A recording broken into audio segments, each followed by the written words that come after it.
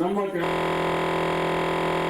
ಶ್ರೀ ದಿಂಗಾಲೇಶ್ವರ ಗುರುಗಳು ಕರ್ನಾಟಕದಲ್ಲಿ ಎಷ್ಟೋ ಸಾವಿರ ಹಳ್ಳಿಗಳಾದವ ಇದ್ರೂ ಸತೆ ತಾಯಿ ತನ್ನ ಮಗನಿಗೆ ಯಾವ ರೀತಿ ಪ್ರೀತಿಯಾಗಿರ್ತಾಳೋ ಅದೇ ರೀತಿಯಾಗಿ ಶ್ರೀ ಶ್ರೀ ದಿಂಗಾಲೇಶ್ವರ ಗುರುಗಳು ಈ ಗುಡೇಕಟ್ಟಿ ಗ್ರಾಮದ ಮೇಲೆ ತಾಯಿ ಮಮತೆಯನ್ನು ತೋರಿಸಿ ನಮ್ಮ ಗ್ರಾಮದಲ್ಲಿ 3-4 ತಾಸುಗಳ ಪರ್ಯಂತರವಾಗಿ ಪಾದಯಾತ್ರೆಯನ್ನು ಕೈಕೊಂಡು ದುಶ್ಚಟಗಳ ಭಿಕ್ಷೆ ಸದ್ಗುಣಗಳ ದೀಕ್ಷೆ ಈ ಮಹಾಮಂತ್ರವನ್ನು ಹೊತ್ತುಕೊಂಡು ಈಗಾಗ ಹಿಂದಿನ ಒಂದು ವೇಳೆಯಲ್ಲಿ ಅನೇಕ ಹಳ್ಳಿಗಳ ಪ್ರವಾಸವನ್ನು ಮಾಡಿ ನಮ್ಮ ಗ್ರಾಮಕ್ಕೆ ಆಗಮಿಸಿ ಈ ಎಲ್ಲ ಭಕ್ತರನ್ನು ಉದ್ದೇಶಿಸಿ ಮಹಾಸ್ವಾಮಿಗಳು ಎಷ್ಟೇ ಕಷ್ಟ ಬಂದರೂ ಸತೆ ನಾನು ಗುಡೇಕಟ್ಟಿ ಗ್ರಾಮಕ್ಕೆ ಹೊಗೆ ತೀರುತ್ತೇನೆ ಅಂತ ಒಂದು ಮಹಾನುದ್ದೇಶ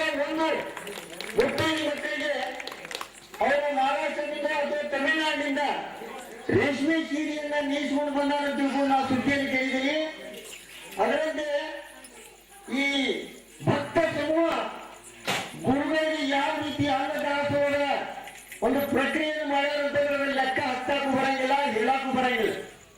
ಯಾರೋ ಒಬ್ಬರಿಗೆ 600 ಕ್ವಿಂಟಲ್ ಅಕ್ಕಿ ಕೊಡ್ಸಾರಂತೆ, 300 ಕ್ವಿಂಟಲ್ ಗುಂಡಿ ಕೊಡ್ಸಾರಂತೆ ಸುದ್ದಿ. ಕೊತ್ತಂಬರಿ ತಯಾರಾಗಿರೋ ಮಹಾಮಠಕ್ಕೆ ಯಾರೋ ಇಬ್ರು ದೂಡ್ಕೊಂಡು ಹೋಗೋ ಗಾಡಿ ಅವ ಅದಕ್ಕೆ ಕಡಿಮೆ ಎಷ್ಟಾಗತ್ತಪ್ಪ ಅದನ್ನ ಇಷ್ಟು ನಾನೇ ಕೊಡ್ತೀನಿ ಅಂತ ತಿಳ್ಕೊಂಡು ಹೇಳಿದ ಅಂತ. ಈಗೆಲ್ಲ ಎದ್ರ ಸಲುವಾಗಿಪ್ಪ, ಭಕ್ತರ ಸಮೂಹ ಸಲುವಾಗಿ, ಭಕ್ತರ ಕೂಡುವಿಕೆ ಸಲುವಾಗಿ, ಭಕ್ತರ ಮನ ಎಲ್ಲರಿಗೂ ಒಂದೇ ಅನ್ನುವಂತ ನಿಟ್ಟಿನಲ್ಲಿ ಮಹಾಸ್ವಾಮಿಗಳು ಈಗಾಗಲೇ ಹುಬ್ಬಳ್ಳಿಯಲ್ಲಿ ಮಹಾನ್ ಕಾರ್ಯಕ್ರಮ ಮಾಡಿದ್ರು. ಅದನ್ನು ನಾವೆಲ್ಲರೂ ನೋಡಿದ್ದೀವಿ.